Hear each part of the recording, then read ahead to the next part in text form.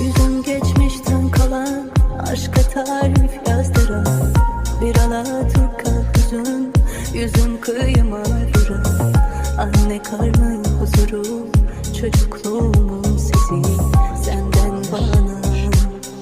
Şimdi zamanı sızdıran şımartılmamış aşkım sessizliğe yakın.